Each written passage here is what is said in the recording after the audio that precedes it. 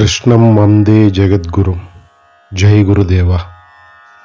అర్జునుడికి కర్మ తత్వ రహస్యం యొక్క ఆవశ్యకతని తెలియజేసి ముందుకు సాగుతూ ఏమంటున్నారంటే స్వామి, కర్మణ్య కర్మయ పశ్యేత్ అకర్మణి చ కర్మయా సబుద్ధిమాన్ మనుష్యేషు సయుక్త కృష్ణ కర్మకృత్ అంటున్నారు స్వామి.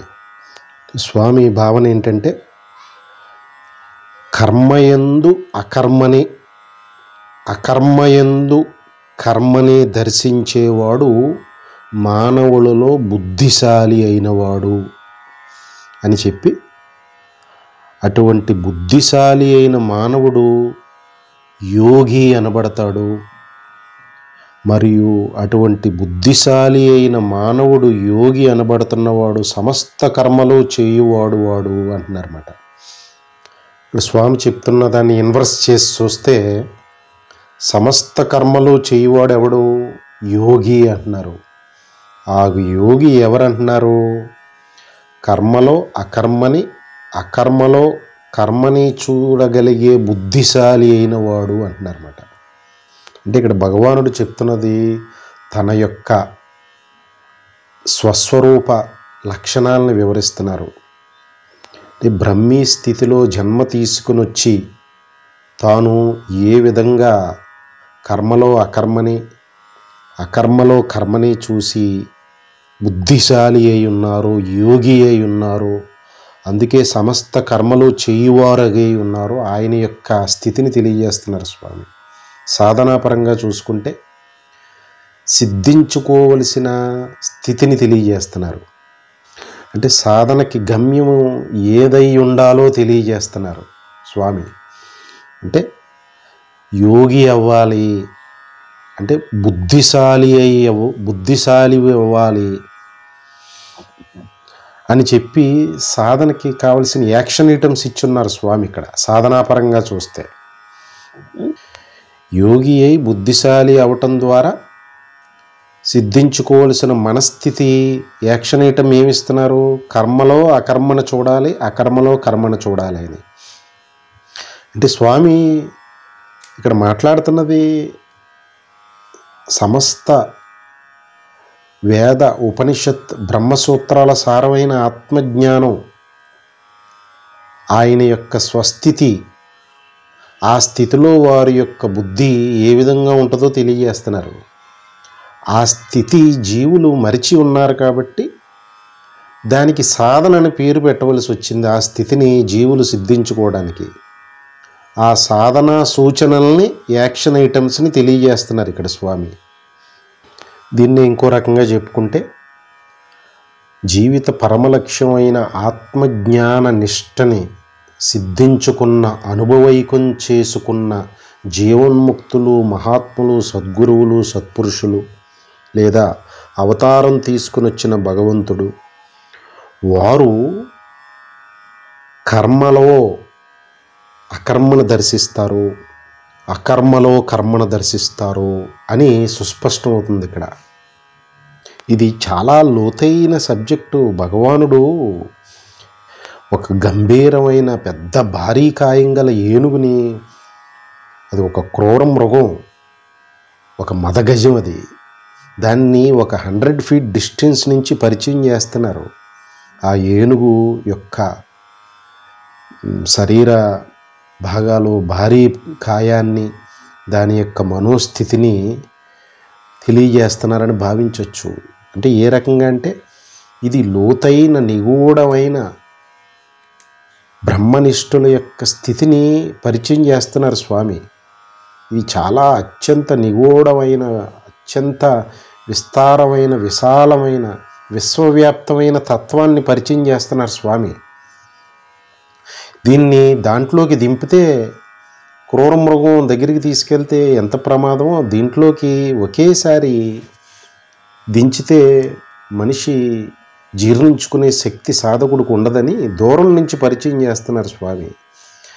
తర్వాత 100 మీటర్ల దూరం నుంచి ఆ మదగజాన్ని, ఆ ఏనుగుని పరిచయం చేస్తే దాని కాళ్ళు ఎలా ఉన్నాయి, తొండం ఎలా ఉంది, చెవులు ఎంత పెద్దగా ఉన్నాయి, స్తంభాలు లాంటి కాళ్ళు ఎలా ఉన్నాయి, భారీ కాయం ఎలా ఉంది. ముందు దూరం నుంచి చూస్తే తర్వాత అది మచ్చిక అయిన తర్వాత విశేషంగా వివరంగా దాని యొక్క దేహం కాయం యొక్క బరువు అది మచ్చిక అయిన తర్వాత ఎలాగో అది స్పష్టత వస్తుందని స్వామి హృదయం. లౌకికులు బ్రహ్మనిష్ఠులకు సంబంధించి బోధ ఏమీ లేదు ఇక్కడ.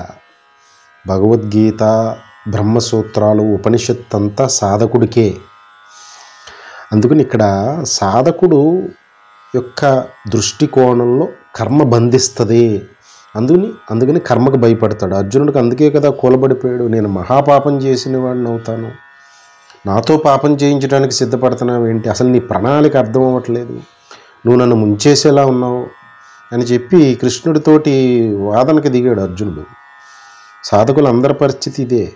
కర్మ నన్ను బంధిస్తుంది కదా, ఎందుకు నన్ను ఈ కర్మని వదిలించుకుంటే సరిపోతుంది కదా అని భగవానుడు అక్కడ ముప్పు తిప్పలు పడుతున్నారు. ఆ సాధకుడి యొక్క మనోస్థితిని లాలయేత్ చిత్త బాలకం అన్నట్టుగా బాలుడు వంటి ఆ సాధకుడి యొక్క మనోస్థితిని లాలిస్తున్నారు స్వామి, బుజ్జగిస్తున్నారు స్వామి, చాక్లెట్లు ఇస్తున్నారు స్వామి. ఆ బాలుడికి చెప్పింది విను, మననం చేసి ఆచరిస్తే నేను చెప్పింది అవగతం అవుతుంది, అనుభవం అవుతుందని లాలించుకుంటున్నారన్నమాట. ఆయన విశ్వదేహంలోని ఒక కణం సతమతమై కన్ఫ్యూజ్ అవుతుంటే, అంటే సాధకుడు యొక్క భయం లేదా అనుమానం లేదా ఒక సందిగ్ధత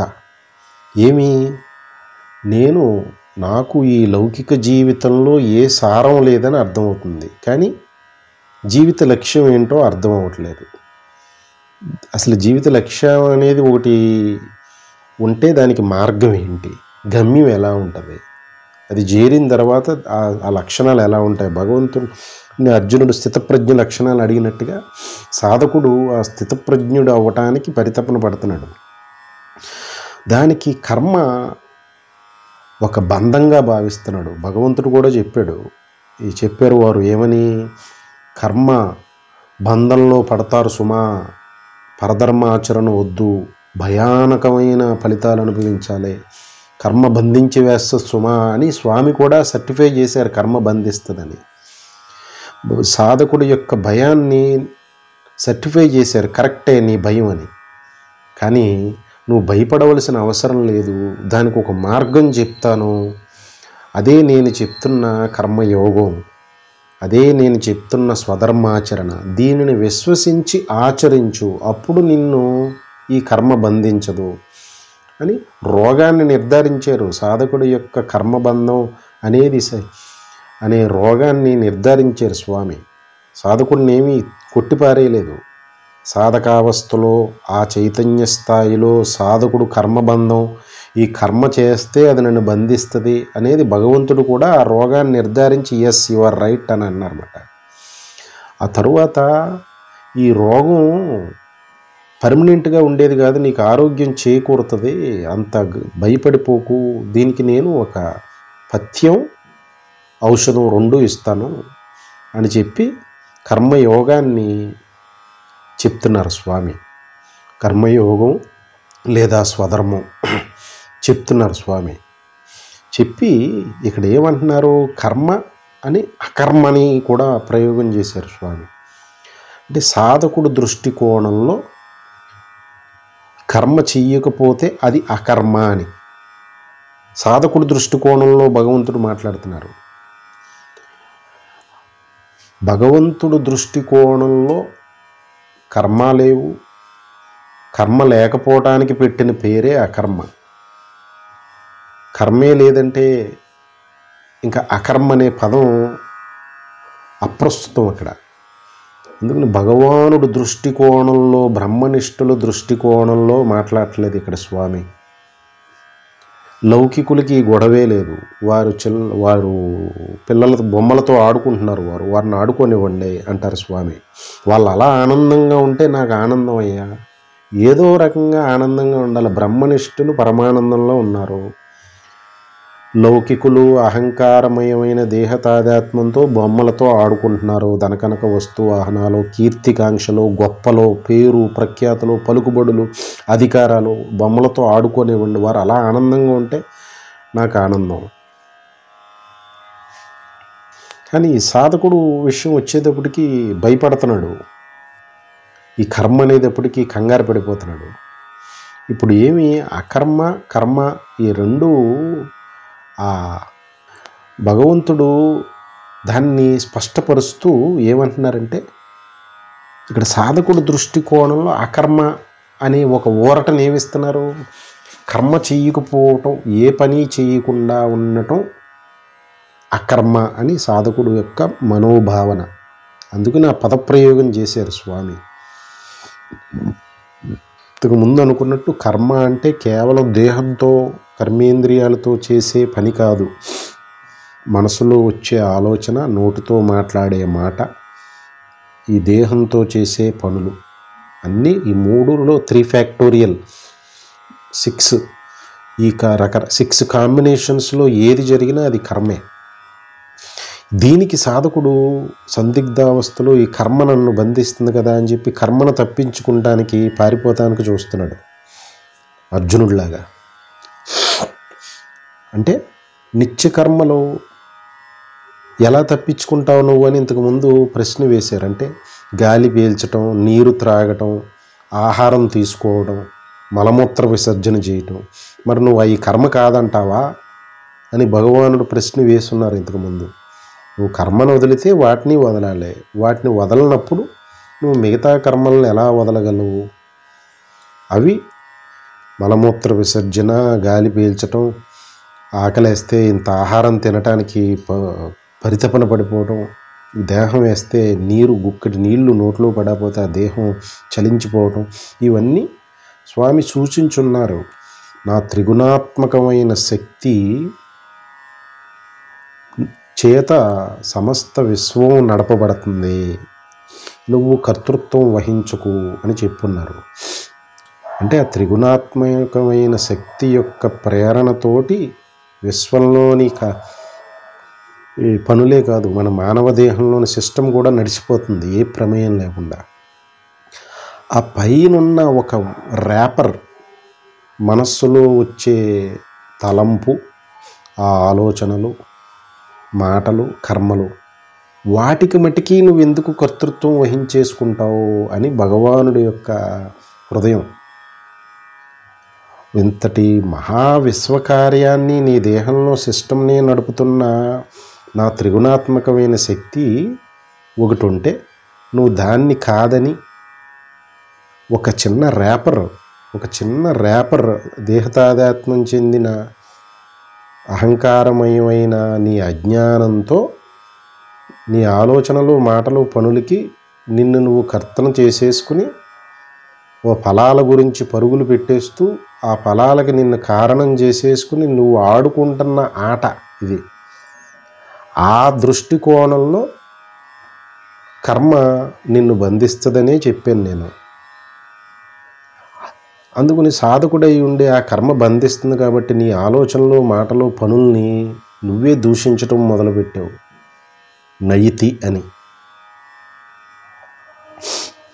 దాన్ని కాస్త విశదపరుస్తాను, విను, ఆలోచించు అంటున్నారు స్వామి.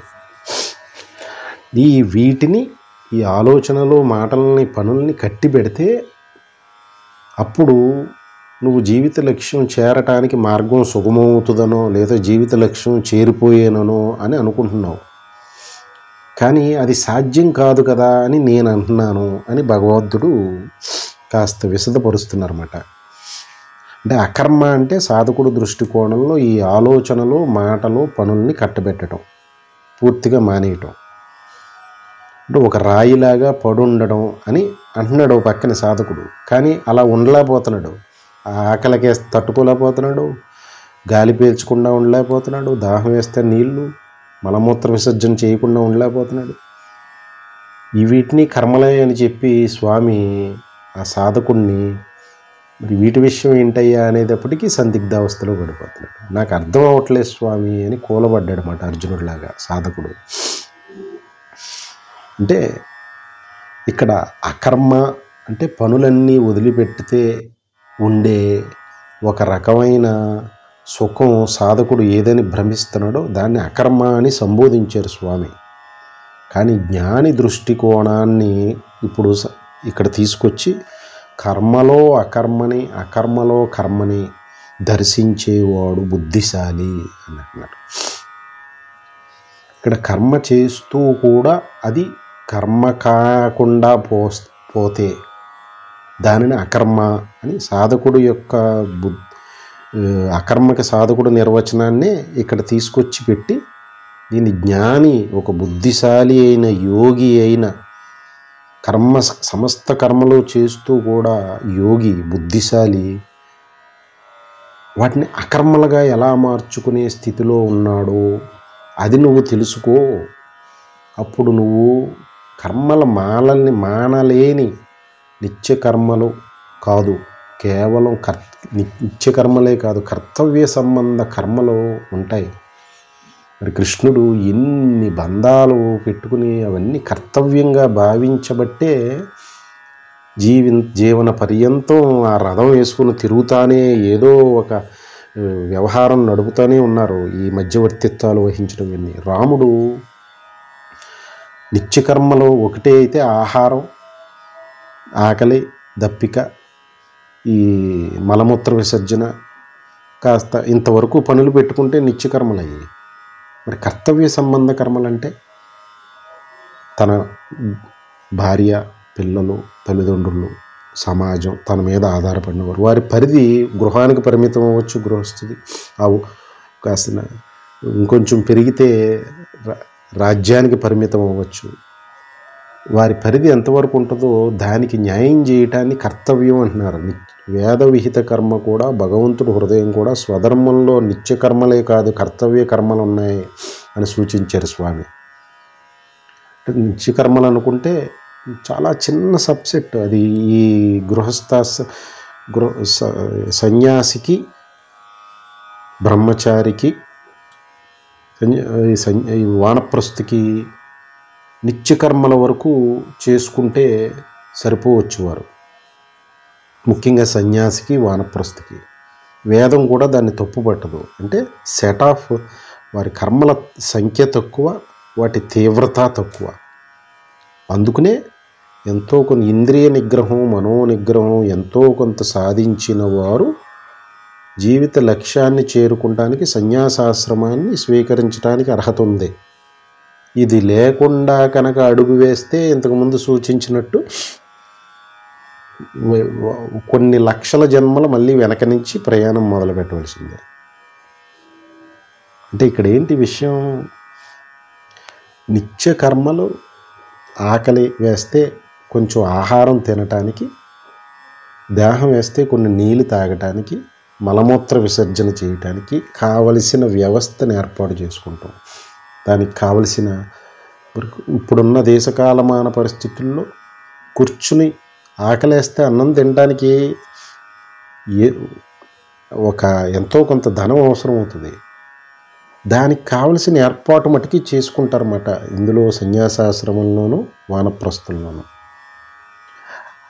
ఇంకా పరమ వైరాగ్యం ఉంటే ఆ ఏర్పాటుకి ఏ ఉద్యోగ వ్యాపారాలు ఇవి కూడా కల్పించుకోకుండా ధర్మబద్ధమైన ఈ కఠినమైన మార్గాన్ని, ఈ భిక్షాటన మార్గాన్ని ఎంచుకుంటారు తీవ్రమైన సాధనలో.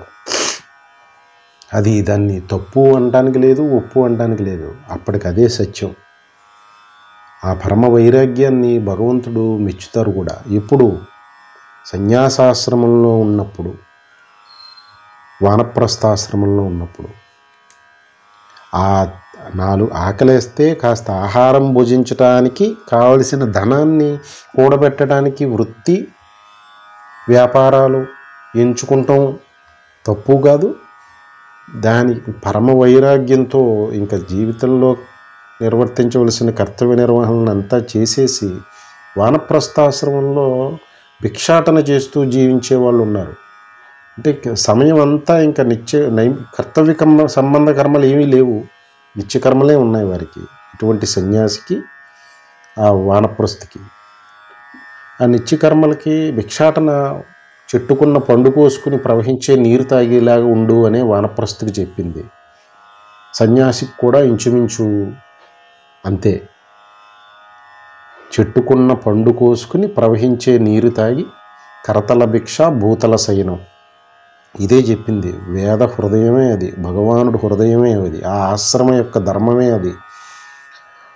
కర్తవ్య కర్మలు లేవు అక్కడ, చాలా తక్కువ. నిత్య కర్మలకే ప్రాధాన్యత అక్కడ.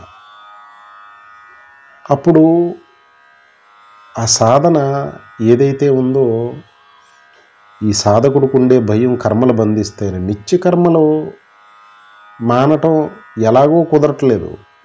ఒక గంట ఒక పూట నిత్యకర్మలు కూడా మానతానని సాధకుడు కర్మ అనేది బంధిస్తుంది కాబట్టి నిత్యకర్మలు కూడా మానతానని కూర్చుంటే ఒక పూట అయ్యేటప్పటికీ దేహం కృషించిపోతుంది.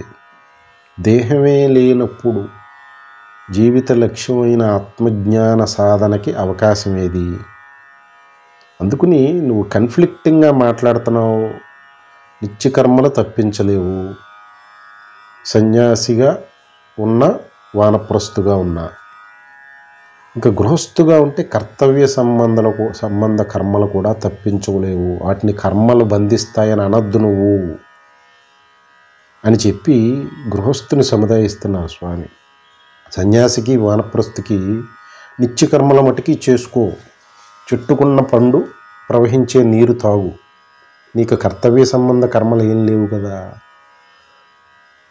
అందుకని అని చెప్పి దాన్ని అక్కడ వేదం ప్రోత్సహించింది. ఆ ఆశ్రమంలో కర్మల తీవ్రతను తగ్గించి సర్టిఫై చేసింది. ఎస్, ఇన్ని కర్మలు, నిత్యకర్మలు చాలు నీకని. గృహస్థు సన్యాసిలాగా వానప్రస్థులాగా బిహేవ్ చేస్తే కర్తవ్య సంబంధ కర్మలు ఉన్నాయి అక్కడ. భగవానుడు శ్రీకృష్ణుడు గృహస్థు, శ్రీరాములు వారు గృహస్థు, జనకుల వారు గృహస్థు, ఛత్రపతి శివాజీ మహారాజు గారు గృహస్థు, ఈ బసవేశ్వరుడు గృహస్థు. అంటే కాస్త అంటే కర్తవ్య సంబంధ కర్మలు పెట్టుకున్నారు అని అక్కడ ఆ కోణంలో చూడాలి.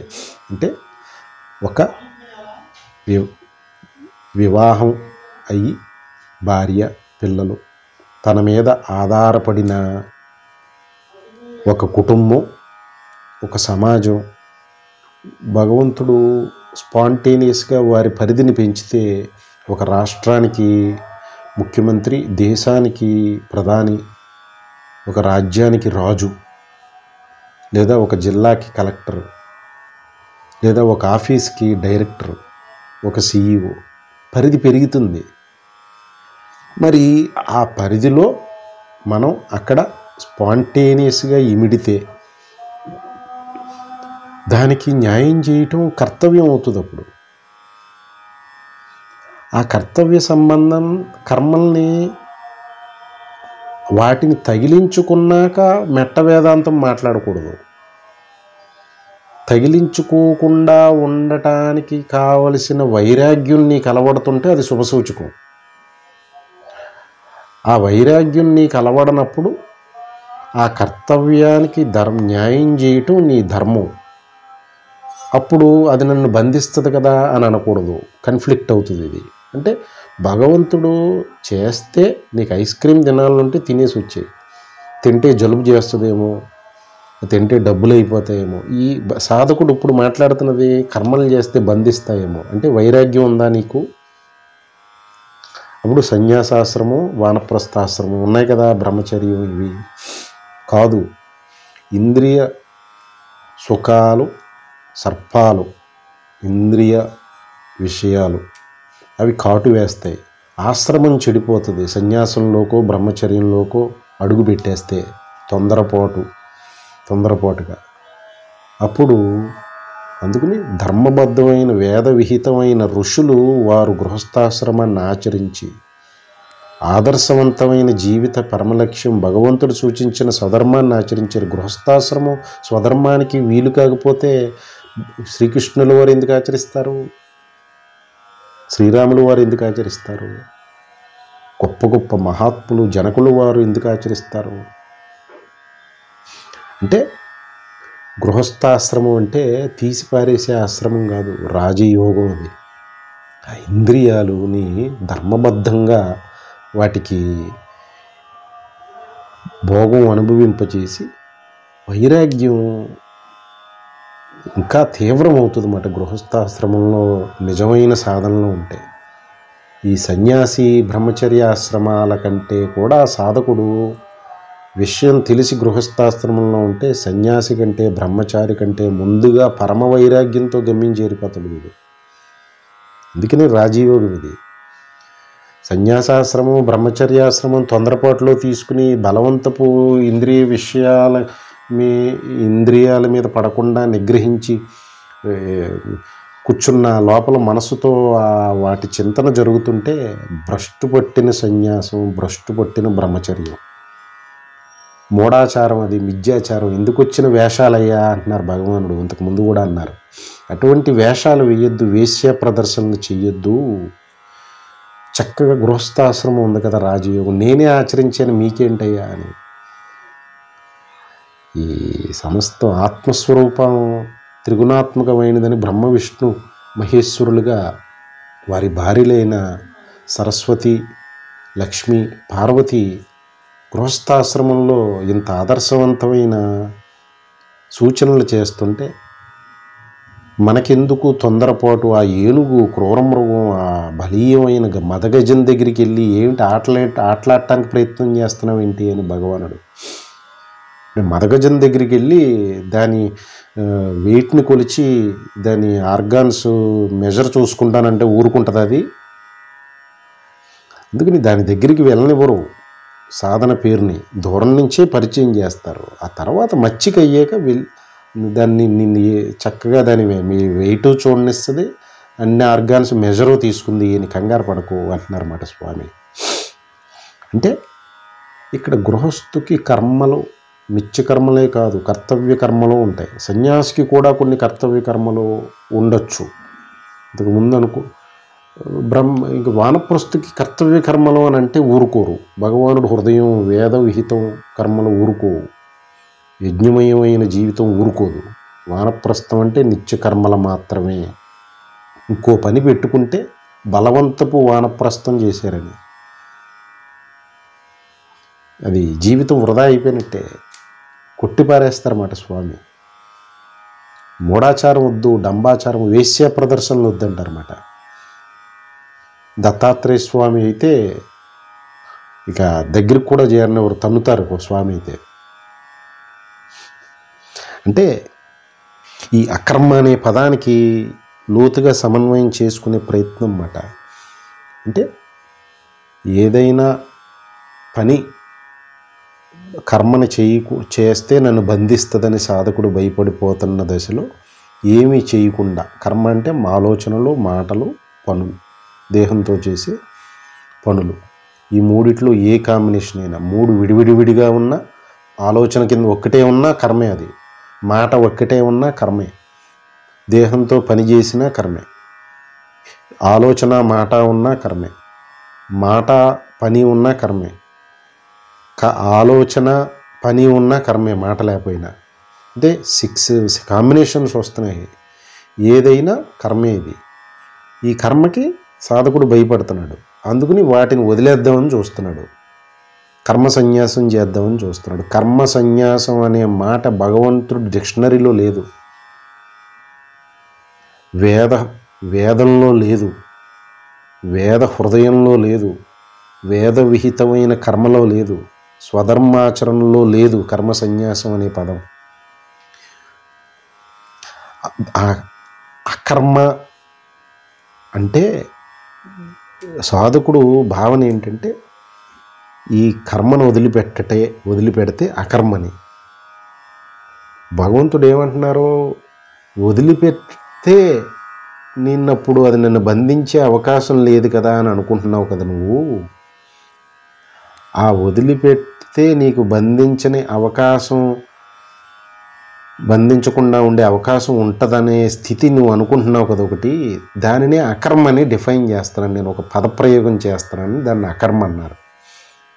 అంటే ఏ కర్మ చేయకుండా ఉంటే అది నన్నప్పుడు బంధించే అవకాశమే లేదు కదా అనే ఒక ఫలం ఉంటుంది అనుకుంటున్నావు కదా. కర్మ చేయకుండా ఉంటే అది బంధించకుండా ఉండే ఫలం, దాన్ని అకర్మ అని ఒక పదప్రయోగం చేశాను. అందాకిది ఎక్స్, నీకు వాల్యూ ఏదో డెరైవ్ చేయటం తెలియకపోతే మ్యాథ్స్లో ఎక్స్ పెట్టుకుని చేస్తాం కదా, ఈ అకర్మ అనేది ఎక్స్. ఇది స్వామి ఒక ఎక్స్ని పెట్టి సాధకుడికి ఫార్ములా ప్రూవ్ చేస్తున్నారన్నమాట. ఎక్స్ అకర్మ అనేది ఎక్స్ అనుకుంటే నీకు ఆ ఎక్సే కదా ఆ కర్మ చేయకుండా ఉంటే అది నిన్ను బంధించదు అనే ఒక ఆహ్లాదకరమైన భావన ఏదైతే ఉందో దాన్ని నేనేమంటున్నానంటే, కర్మ చేసినా బంధించకుండా, అంటే నీకు ఆ కర్మ అనే ఎక్స్ అని పెట్టాను కదా, కర్మ చేసినా సరే బంధించకుండా ఉండే స్థితి. సాధకుడికి ఇది చాలా ఆశ్చర్యకరమైన కోణం. కర్మ చేస్తే బంధించేస్తుంది అనే భయం కదా. ఇక్కడ స్వామి నీ భయమైన, నీ కర్మ చేయకుండా ఉంటే నన్ను బంధించదు అనే ఆహ్లాదకరమైన మనోస్థితికి నేను అకర్మ అని పేరు పెట్టాను. నువ్వు కర్మ చేసినా సరే నువ్వు ఆ అకర్మ అనే ఎక్స్ని నువ్వు పొందొచ్చు. అది బుద్ధిశాలి అయిన యోగులు పొందేరు. నా స్థితి అదియే.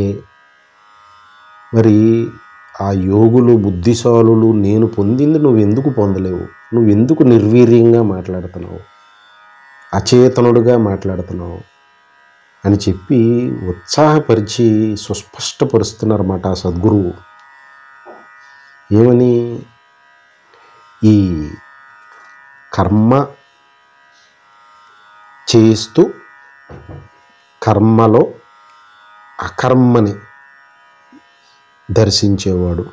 అలాగే ఇంకొక ఆశ్చర్యకరమైన కోణం, నువ్వు అంటున్న అకర్మ అంటే ఏ కర్మ చేయకపోవటం వలన కర్మబంధం తగులుకోపోవటం వలన నాకు కలిగే బంధరహిత స్థితి అనే మనోభావన, ఆ అకర్మ స్థితిలో కూడా కర్మని జరుగుతున్న భావనలో ఉంటూ ఉండటం,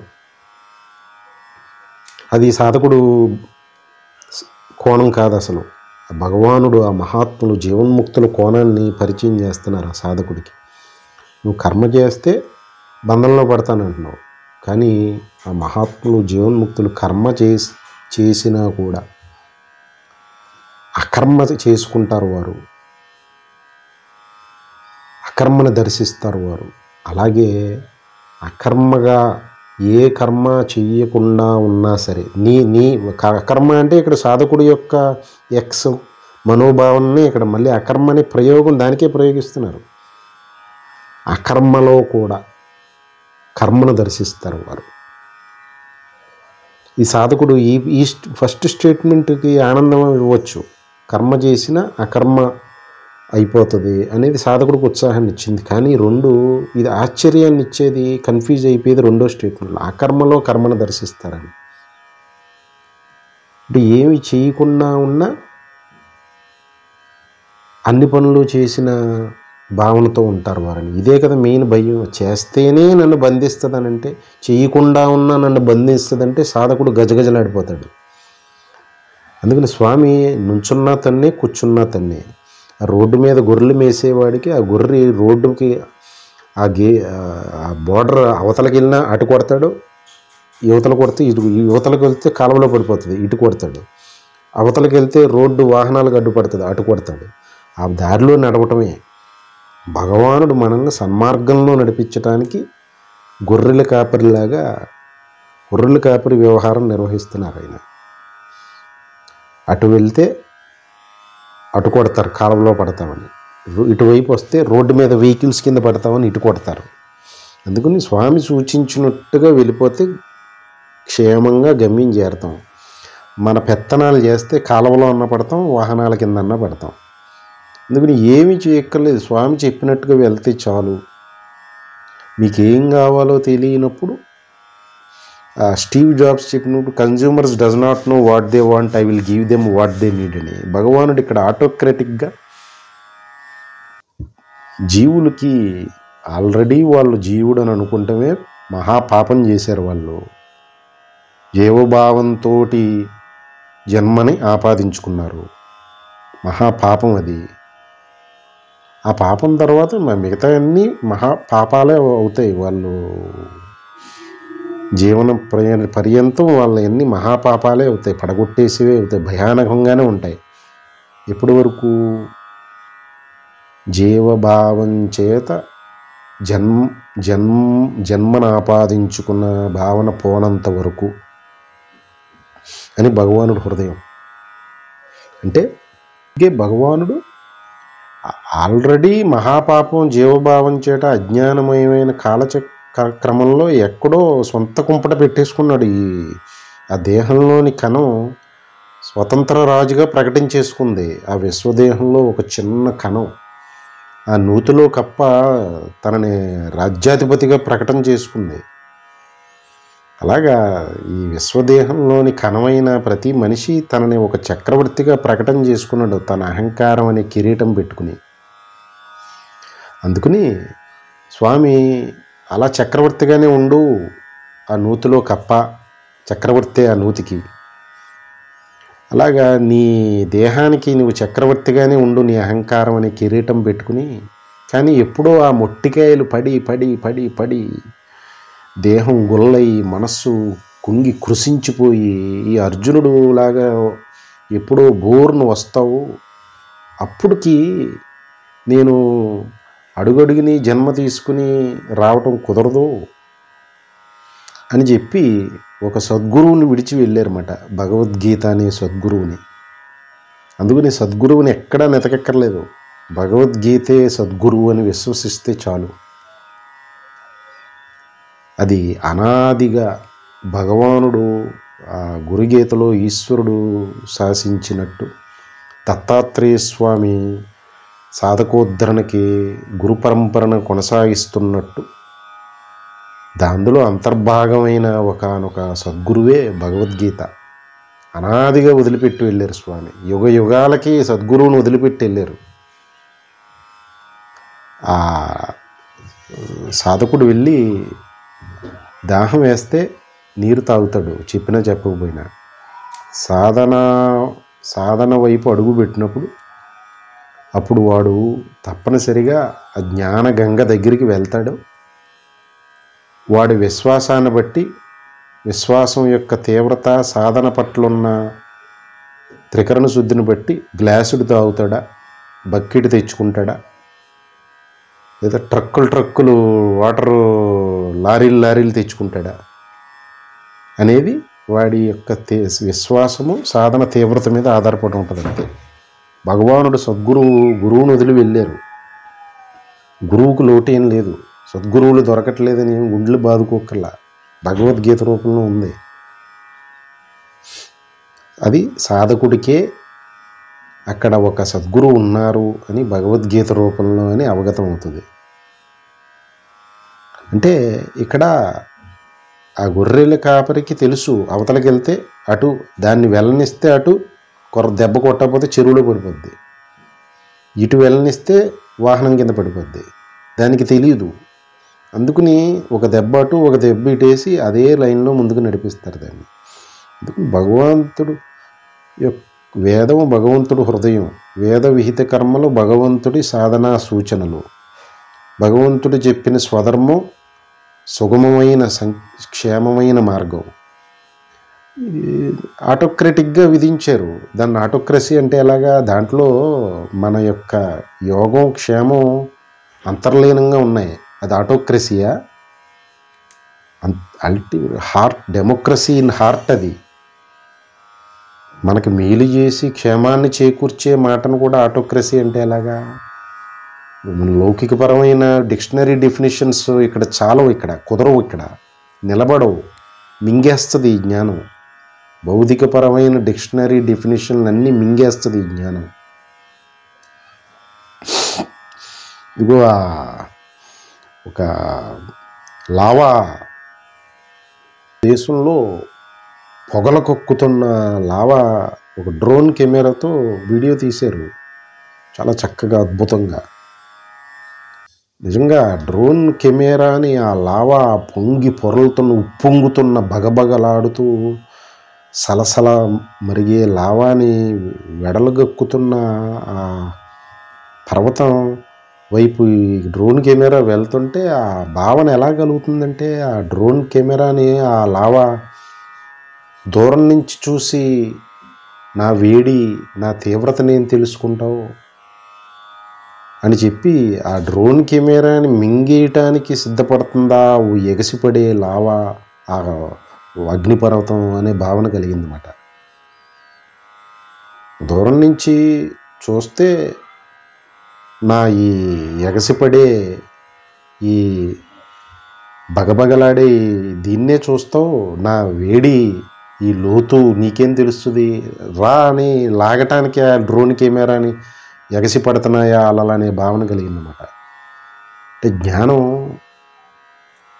ఆ అగ్నిపర్వతం వంటిది. అది దాని దగ్గరికి వెళ్తే సమస్తం దేశ కాల ఈ చార్ట్ వన్లో ఉన్నట్టు దేశకాల జాతి, వర్ణ, మత, కుల, ఆశ్రమ, వర్ణాశ్రమ, సాంప్రదాయ మార్గాలన్నీ కూడా ఆ డ్రోన్ కెమెరాలు లాంటివి. ఇంకొక దూరం నుంచే ఎంత దూరంలో ఉంటే అది సేఫో దానికి తెలుసు. కొంచెం ఒక్కొక్క అడుగు ముందుకెళ్తే ఆ శక్తి గుంజేసుకుంటుంది. శక్తి గుంజుకుంటే డ్రోన్ కెమెరా ముందు బొగ్గు అవుతుంది, తర్వాత బూడిదవుతుంది. అంటే సాధన జ్ఞాననిష్ట సిద్ధించుకుంటే బొగ్గు, అది బూడిదిగా మారిపోతే అనుభవం. అంటే ఇక్కడ భగవంతుడు ఆటోక్రటిక్గా ఆ గొర్రెలకి మార్గాన్ని చూపిస్తున్నారు. అందులో వెళ్ళటం ధర్మం. లేదు మన అహంకారం అనే కిరీటాన్ని ధారణ చేసి ఆ నూతికి చక్రవర్తి ఆధిపత్యం వహిస్తానంటే లౌకిక జీవితం గడపటమే. అంటే ఈ విషయానికి వస్తే ఇక్కడ సాధకుడికి సమన్వయం చేస్తూ కర్మ మానివేస్తే నీకు అకర్మ అనే సుఖం దక్కుతుందని అనుకుంటున్నావు. నువ్వు ఏం చెయ్యని సుఖం. కానీ కర్మ చేసిన ఆ అకర్మ భావన నీకు ఆ సుఖం దక్కుతుంది. కర్మ చెయ్యకపోయినా కర్మ చేసిన సుఖము ఫలితం దక్కుతుంది అని రెండు ఆశ్చర్యకరమైన కోణాలు చెప్పేటప్పటికీ అర్జునుడికి, సాధకులకి పరమ సంతోషం కలగాలన్నమాట. ఎందుకంటే ఈ పరమ భయానకమైనది కర్మే వారికి, సాధకుడికి, అర్జునుడికి. అందుకే ఇక్కడ ఇంత స్ట్రెస్ చేసి చెప్తున్నారు స్వామి. కర్మయోగానికి ఆయన ఇచ్చిన ప్రాధాన్యత అలాంటిది కాదు. ఎందుకంటే ఇక్కడ స్పష్టత వస్తే అది ఈ మాట కూడా తేలిపోతుంది. ఎందుకంటే ప్రతి పదము, ప్రతి శ్లోకం, ప్రతి మాట ఆత్మతత్వాన్ని సూచిస్తుంది. ఇక్కడ అదే ఆ కోణాన్ని ఇక్కడ స్పృశిస్తున్నారు స్వామి.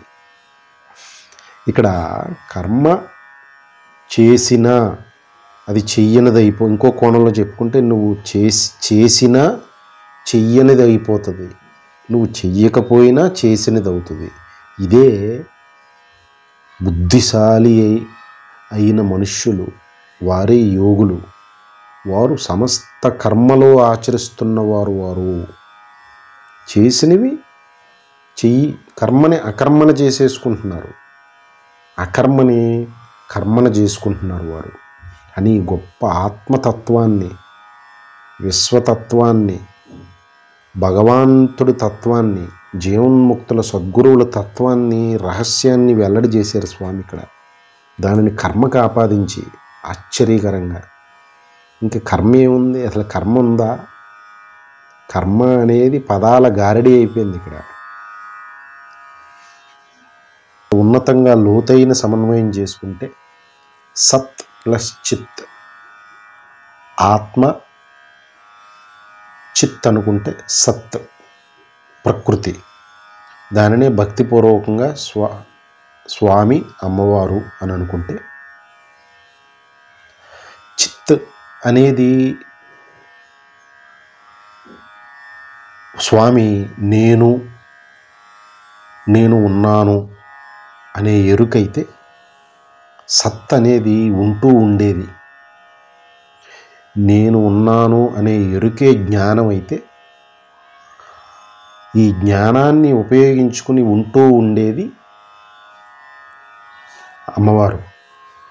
అందుకనే అర్ధనారీశ్వర తత్వం సత్తు లేనిదే చిత్తు లేదు, చిత్తు లేనిదే సత్తు లేదు, ఒకరినొక్కటి పోషించుకుంటూ ఉంటాయి. ఇదే అర్ధనారీశ్వర తత్వం, ఇదే ఆత్మతత్వం, ఇదే భగవంతుడు భగవద్గీత పొడుగున వివరించదలుచుకున్న తత్వం. అంటే ఆ స్థితిలో భగవంతుడి సమన్వయం ఏమంటే, చిత్ స్వరూపమైన ఆత్మ ఉన్నాను అనే తలంపుతో ఉంద తప్పితే, ఆ త్రిగుణాత్మకమైన శక్తి ద్వారా నిర్వహించబడుతున్న సమస్త విశ్వ వ్యవహారానికి సాక్షిగా ఉంది తప్పితే, వాటిని వేటికి ఈ ఆత్మ తన యొక్క ఎరుకకి, తన యొక్క ఉన్నాననే ఆ తలంపుకి ఆపాదించుకోవట్లేదు, సాక్షిగా ఉంది. అందుకుని అంతటి తన సత్, తన త్రిగుణాత్మకమైన శక్తి అమ్మవారు సత్స్వరూపిణి ఈ విశ్వదేహాన్ని, సమస్త విశ్వంలోని సమస్త మనుష్యులతో సహా సమస్త జీవులలోని ఆ విశ్వదేహంలోని అంతర్కణాలైన సమస్త మనుష్యులు, సమస్త జీవరాశిలోని దేహ వ్యవస్థని త్రిగుణాత్మకమైన శక్తి అమ్మవారు సత్స్వరూపిణి నడుపుతూ ఉంటే సాక్షిగా చూస్తున్నారు. కాబట్టి వారు అకర్ములుగా ఉన్నారు. మరి తనలో ఆయన యొక్క అర్ధనారీశ్వర తనలో సగభాగమైన అమ్మవారు ఈ పనులు చేస్తున్నారు. దానికి సాక్షి అయి ఉన్నారు కాబట్టి అకర్ముడై ఉన్నారు, అకర్తృత్వ భావనతో. కానీ తనలోని సగభాగం నిర్వహిస్తుంది, అది సాక్షిగా చూస్తున్నారు కాబట్టి. మరి సాక్షి కర్మ జరుగుతున్న అకర్మని దర్శిస్తున్నారు ఇక్కడ.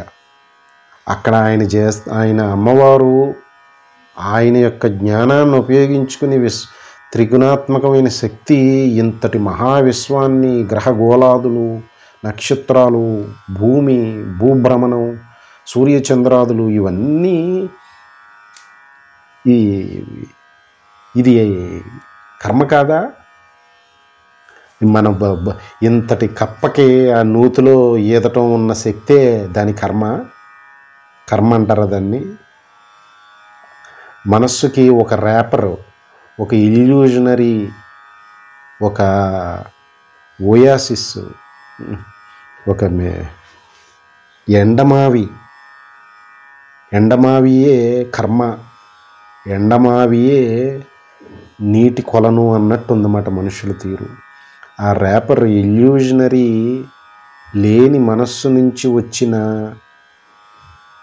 ఆలోచన, కోరిక, దానివలన వచ్చిన మాటలు, దాని గురించి చేసే పనులనే కర్మ అంటున్నాం మనం.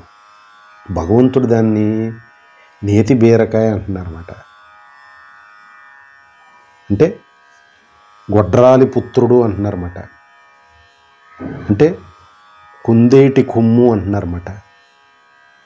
అంటే మూలంలోకి వెళితే ఆ అగ్నిపర్వతం ఆ డ్రోన్ కెమెరానికి మింగేయటానికి చూస్తున్నట్టే.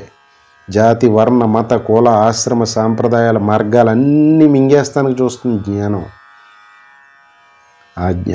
అంటే విషయం ఏంటి? ఇక్కడ స్వామి తన సకభాగమైన అమ్మవారు సత్స్వరూపిణి, సమస్త విశ్వానికిలో జరుగుతున్నవన్నీ మన తెలివితేటలు, మన నూతిలో కప్ప కిరీటం, అహంకార కిరీటం పెట్టుకున్న మూల నడవట్లా.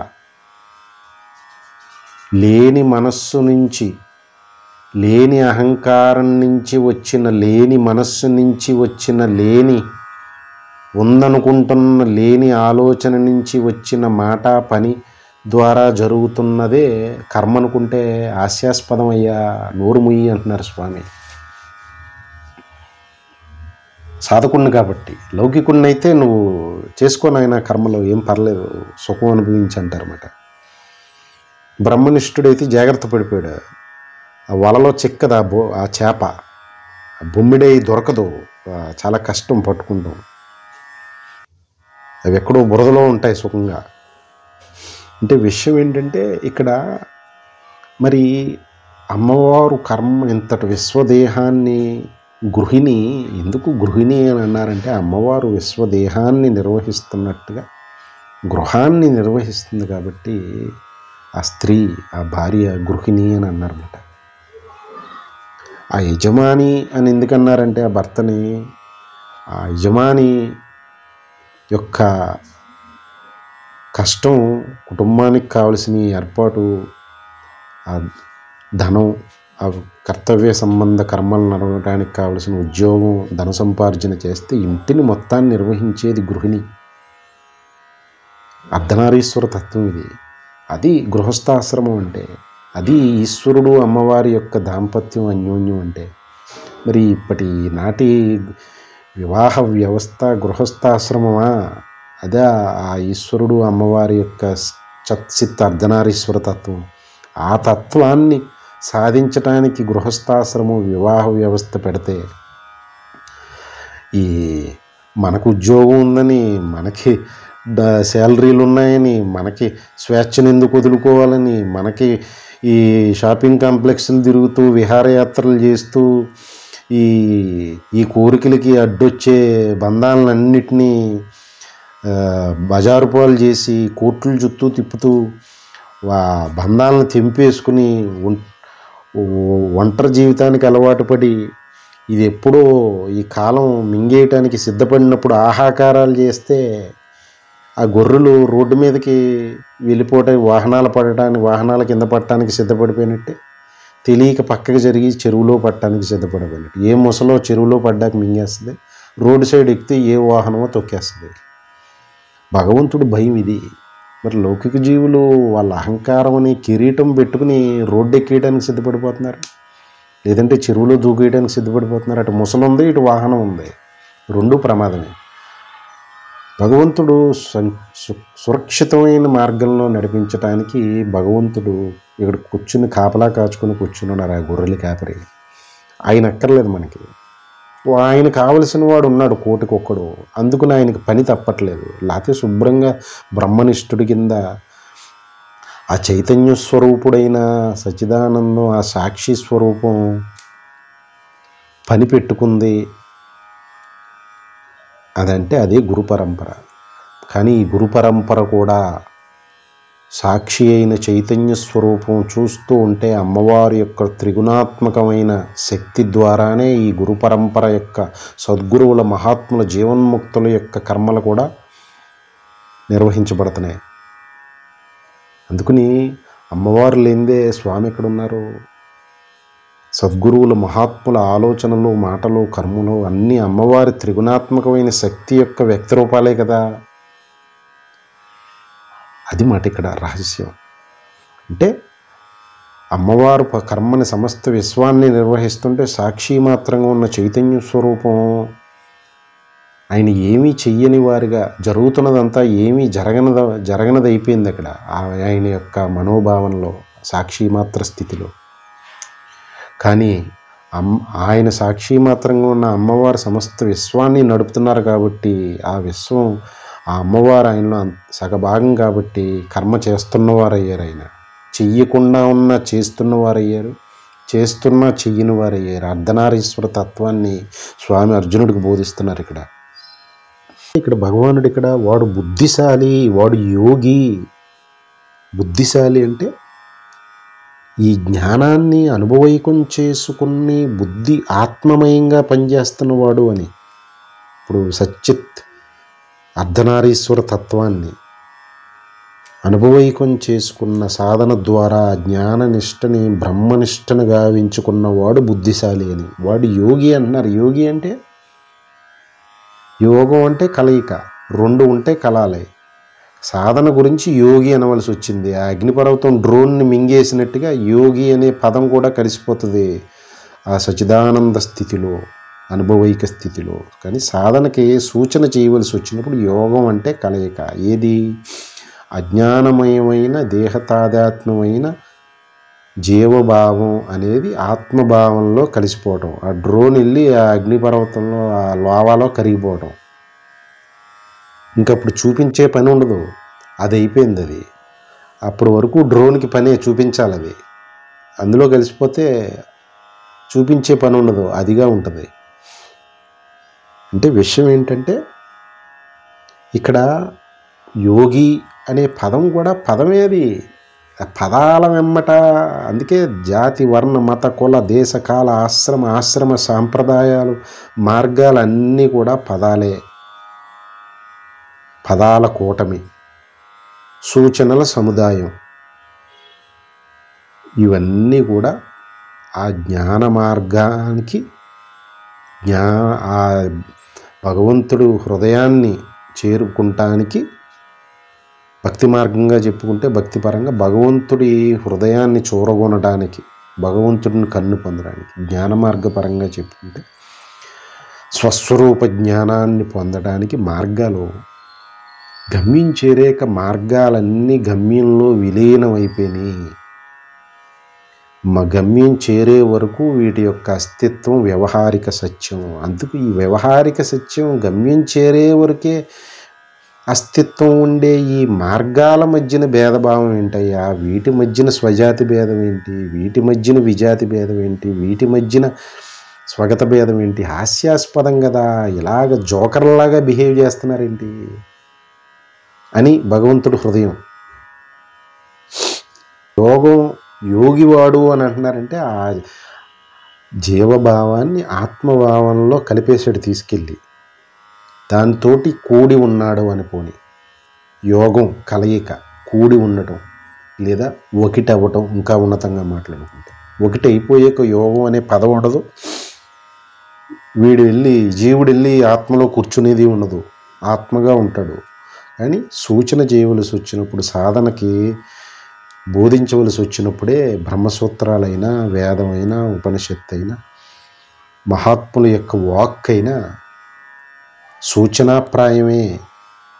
కరుణ, అదంతా కరుణామృత రసం. అది కేవలం కరుణయే వేదం, కేవల కరుణయే వేద వాంగ్మయం, కేవల కరుణయే బ్రహ్మసూత్రాల ఉపనిషత్తులు, భగవద్గీత, కేవల కరుణయే గురు పరంపర, కేవల కరుణయే సద్గురుమూర్తి, కేవల కరుణయే గురు వాక్కు.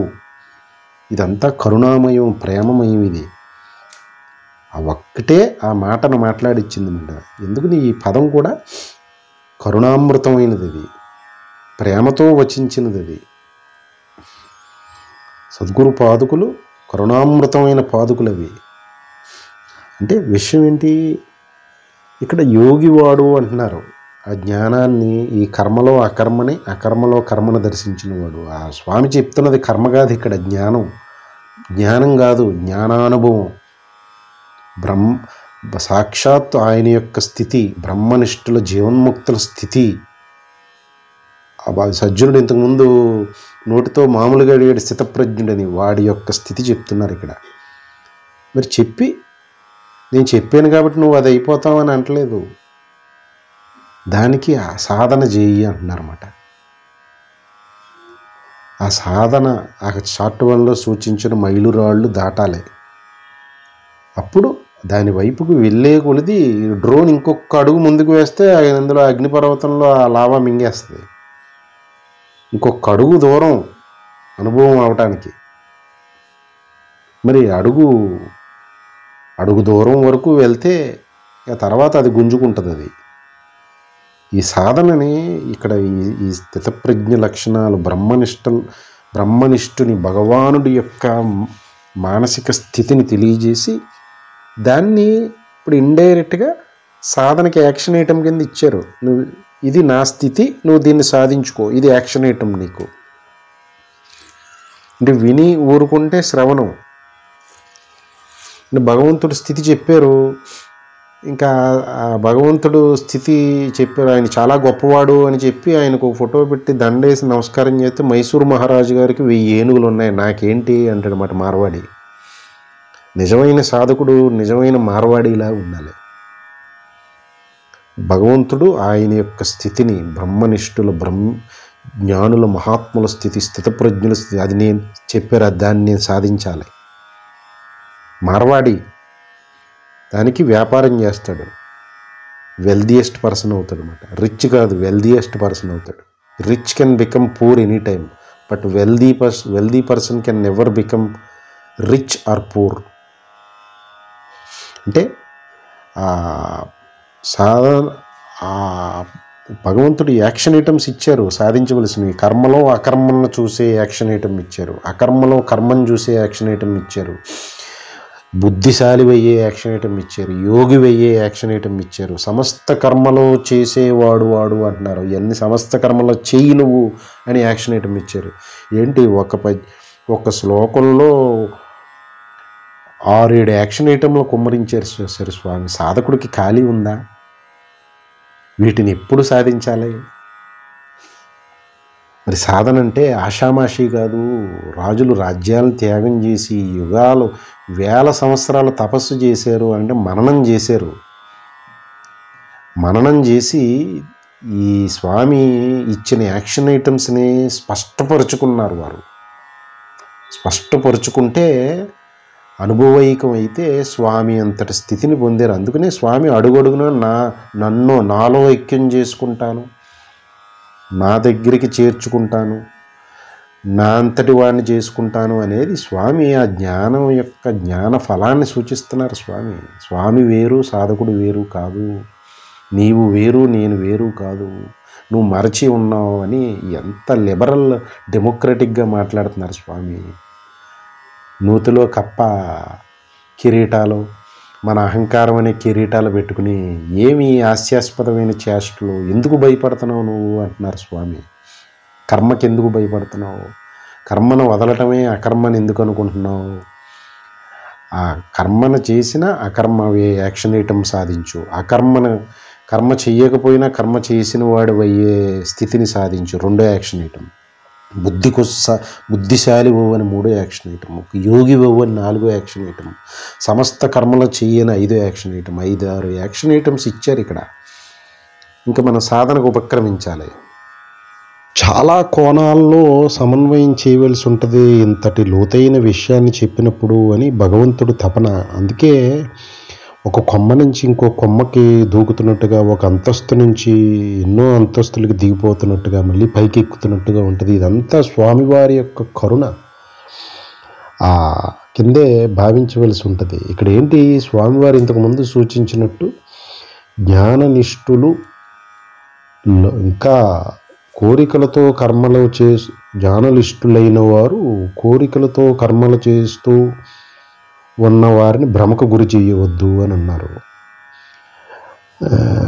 ఇంకొక అడుగు ముందుకేసి ఇంకొక చోట జ్ఞాననిష్ఠులైన వారు కోరికలతో కర్మలు చేస్తున్న వేద విహితమైన కర్మలు చేస్తున్నవారు అంటే సాధకులు, అప్పుడే సాధనలో కొంచెం అడుగులు పడుతున్నవారు, వారిని భ్రమకు గురి చేయవద్దు అన్నారు.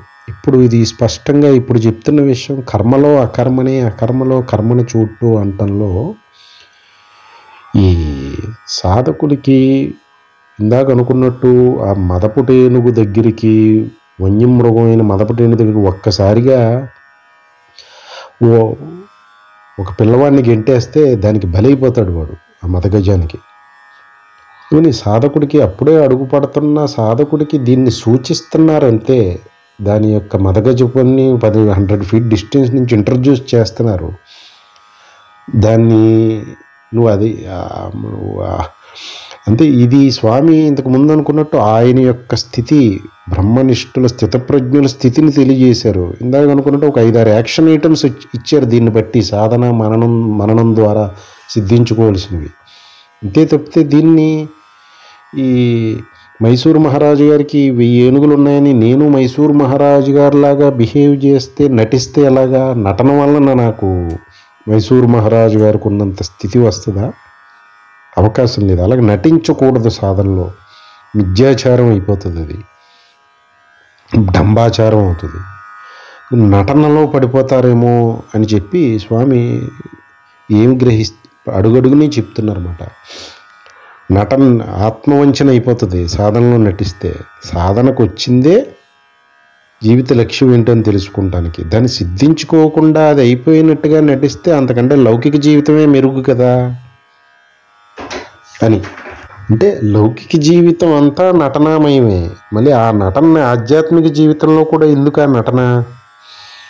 ఆ లౌకిక జీవితంలో జరుగుతున్న నటన చాలు, దానికి ఆధ్యాత్మికత ముసుగు వెయ్యక్కర్లేదు అని భగవానుడి హృదయం.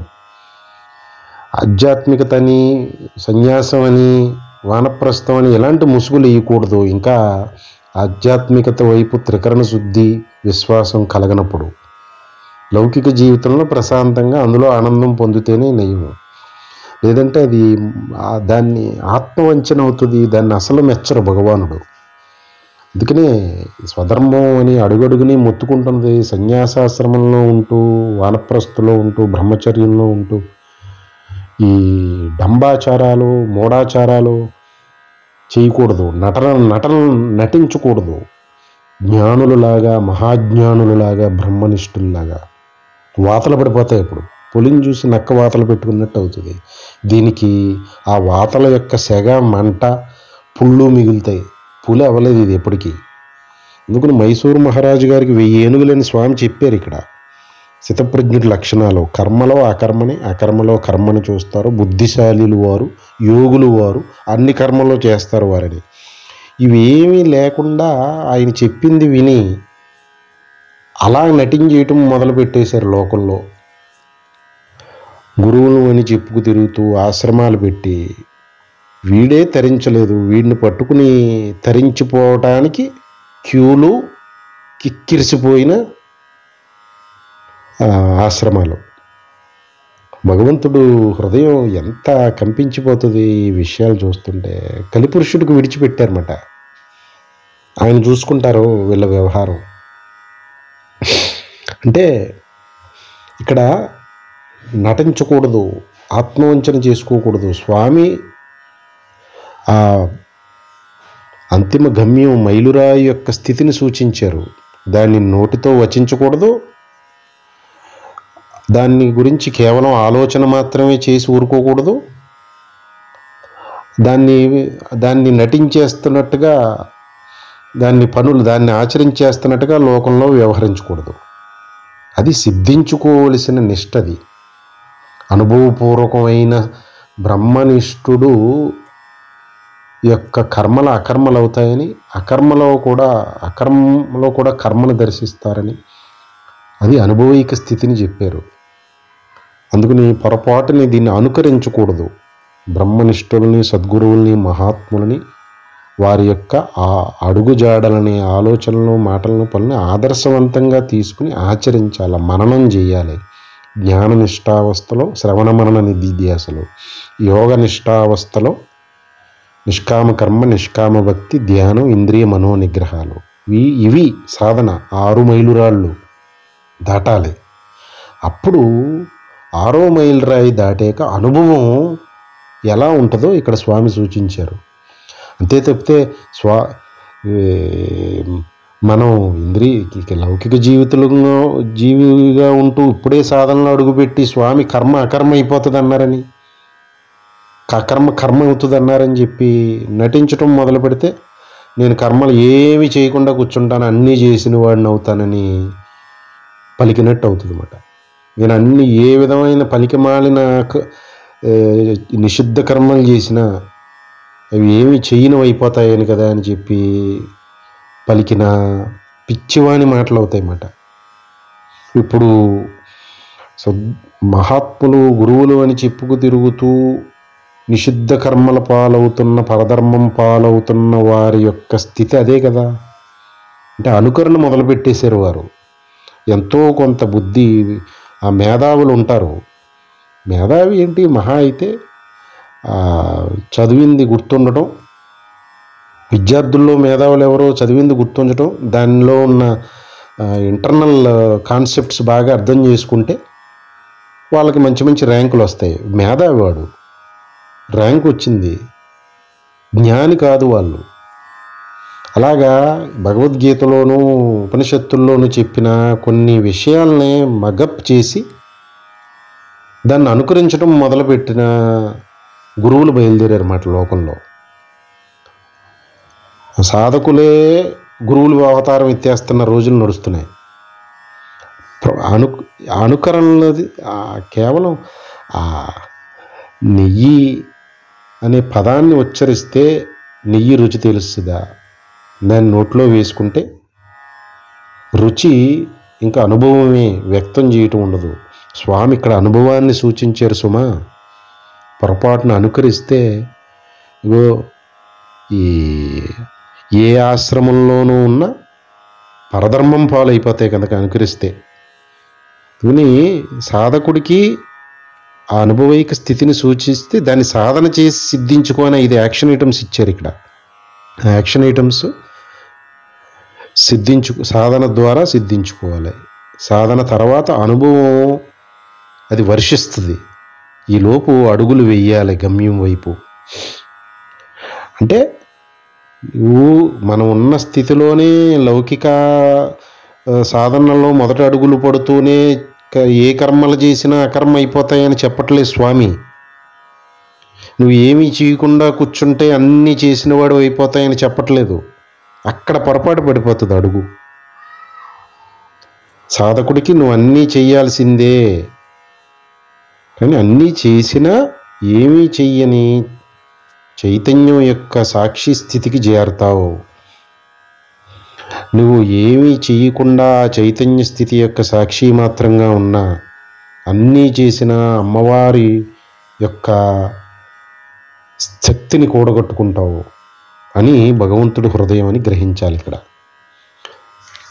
అందుకే సాధకావస్థలో ఉన్న అర్జునుడు కర్మకి అంత భయపడిపోయి కర్మలను వదలటానికి చూస్తుంటే, ముక్తావస్థలో ఉన్న భగవానుడు శ్రీకృష్ణుల వారు నేను ఎన్ని కర్మలు చేస్తున్నా ఏమీ చెయ్యని వాడినే అవుతున్నాను, ఏమీ చెయ్యకున్నా అన్నీ చేసిన వాడినే అవుతున్నాను అని అర్జునుడికి గొప్ప సూచనని చేసి దానిని సిద్ధించుకో. అప్పుడు నువ్వు కర్మను ఎలాగో తప్పించుకోలేవు కాబట్టి కర్మ చేసినా చెయ్యని వాడు అవుతావు. ఆ రకంగా నీకున్న ఏదైతే కర్మ చేయకుండా ఉంటే బంధం తొలుగుతుంది అనే భ్రమ నుంచి బయటపడతావు. ఎలాగో తప్పించుకోలేని నిత్య కర్తవ్యతా కర్మలు భగవత్మయం అవుతాయి. అవి లోక కళ్యాణ సంబంధం అవుతాయి. నా అంతటి వాడు అవుతావని భగవానుడు సూచన చేస్తున్నారు ఇక్కడ. మరి లోక కళ్యాణార్థం శ్రీకృష్ణుల వారు శ్రీరాముల వారు క్షాత్రధర్మాన్ని వహించి అకర్మణ కర్మగా కౌశల్యంతో నిర్వహించారు. మరి బ్రాహ్మణ ధర్మాన్ని వహిస్తున్న దత్తాత్రేయ స్వామి వారు, సద్గురువులు, మహాత్ములు, జీవన్ముక్తులు, అవధూతలు వారు వారంతటా వారికి ఏ విధమైన కర్మ చేయవలసిన ఆవశ్యకత లేకపోయినా, లోకంలో వారు సాధించవలసింది ఏమీ లేకపోయినా, సమస్త ఐశ్వర్యం వారిదే అయి ఉన్నా, మరి ఉపదేశం, శిష్యోద్ధరణ అనే కర్తవ్యతా సంబంధ కర్మని వహించటం అది అకర్మగా అయిపోతుంది. వారు కర్మని ఏం నిర్వహించట్లేదు అక్కడ. అంటే వారికి ఆ విధమైన భావన ఏం లేదు. బోధ చేయవలసి వచ్చినప్పుడు వారు గురుస్థానంలో ఉన్నారనే ఎరుకు కూడా లేదు వారికి. కరుణాపూరితమైన సచిదానంద స్వరూపమైన ప్రేమతత్వం, కరుణయే ఉంది. సాధకుడి యొక్క సందిగ్ధతని, పరితపనని గుర్తించి అతనికి లక్ష్యాన్ని ఎరుకుపరిచి మార్గాన్ని సూచించే ధర్మం నిర్వహిస్తున్నారు. దానికి కర్తవ్యం అనే పేరు పెట్టారంతే భగవానుడు. అందుకని వారికి గురుస్థానంలో ఉన్నానని ఎరుక లేదు. వారి పాదాలను ఆశ్రయించిన వారు శిష్యుడనే భావన లేదు. అందుకని వారి యొక్క సూచనలు, బోధ అంతా అకర్మ అయిపోయింది వారికి. వారు ఊరకున్న బ్రహ్మనిష్ఠులుగా సమస్త విశ్వ సంబంధమైన లోక కళ్యాణ సంబంధమైన మనోభావనలో సమస్త కర్మలో నిర్వహిస్తున్న వారుగా ఉన్నారు మహాత్ములు. దానిని సూచిస్తున్నారు ఇక్కడ స్వామి. మరి ఇంతటి మహావిశ్వంలో మహాప్రకృతి, మన కళ్ళెదురుగుండా ఉన్న ప్రకృతిలో మనుష్యుల యొక్క ఈ ప్రమేయం ఏ విధంగా లేకుండా ఈ గుహలు, కొండలు, కోణలు, నదులు, సముద్రాలు, భూభ్రమణం, సూర్యచంద్రాదులు, ఇంతటి వ్యవహారం నడుస్తుంది. ఇవన్నీ కర్మ అని సంబోధిస్తున్నారు స్వామి. మరి అవి చేసేవాడు ఎవరు కనపట్టలేదు అంటే సాక్షి మాత్రుడైన నిర్గుణ నిరాకార నిరంజన స్వరూపం ఒకటి ఉంది. అది మన బుర్రకు తట్టట్లేదని లేదంటే ఎలాగా? అది సాక్షిగా కర్మలు నిర్వహిస్తుంది. అందుకని అవన్నీ కూడా అకర్మలైనవి. ఆయనకి ఆయన విశ్వదేహాన్ని ఆయన పోషించుకుంటున్నారు కాబట్టి దానికి కూడా కర్మని పేరు పెడితే ఎలాగా? అది ఎందుకని అది అకర్మ అయింది. అది ఆయన సాక్షిగా ఉంటూ ఏ విధంగా నేను ఏ కర్మ నిర్వర్తించట్లేదని భావనలో ఉన్న సమస్త విశ్వము దాని అంతటది అది మహాశక్తి చేత, వారి త్రిగుణాత్మకమైన శక్తి చేత నడపబడుతుంది. అందుకని సమస్త వ్యవహారం నడపబడుతుంది కాబట్టి అది కర్మ అయింది. అందుకని అమ్మవారు త్రిగుణాత్మకమైన శక్తి ద్వారా సమస్త కర్మలు విశ్వంలో నడిచిపోతూ ఉన్నాయి వర్తమానంలో. అందుకని తప్పించుకోకూడని నిత్య కర్మలు, కర్తవ్యతా సంబంధ కర్మల పట్ల నీకెందుకు భయం? దాన్ని నీ స్వధర్మం ఆచరించినట్టుగా యజ్ఞమయమైన ధర్మంగా నిర్వర్తించు. అది కర్మబంధం నుంచి తొలగిస్తుంది అని భగవానుడు పరితపనిక్కడ. సర్వం శ్రీ సద్గురార్పణమస్తు. జై గురుదత్త.